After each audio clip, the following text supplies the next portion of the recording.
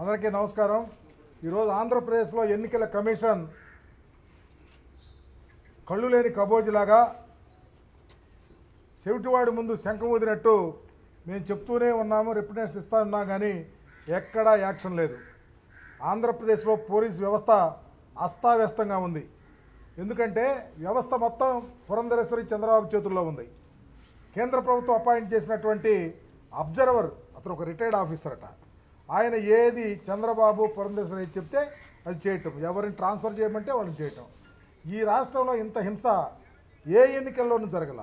చివరికి మా నాయకుల్ని హౌస్ అరెస్ట్ చేస్తే వాళ్ళేమో మా అవతల వాళ్ళేమో క్యాంపెయిన్ చేసుకోవటం, మా మీద దాడులు చేస్తే మా వాళ్ళనేమో ఇన్సిడెంట్ అయిపోయిన తర్వాత తీసుకెళ్ళి అరెస్ట్ చేస్తాం, మా వాళ్ళు ఏదైనా చిన్న ఇన్సిడెంట్ దగ్గరకు వచ్చేసి మాకు అన్యాయం జరిగిందని చెప్తే 107 పెట్టాం। ఇలాంటి అకృత్యాలు ఈ రాష్ట్రంలో చేస్తూ ఉంటే పోలీసు వ్యవస్థ నిమ్మకిరీనెత్తినట్టు తెలుగుదేశం పార్టీకి వత్తాసు పలుకుతూ ఉంది।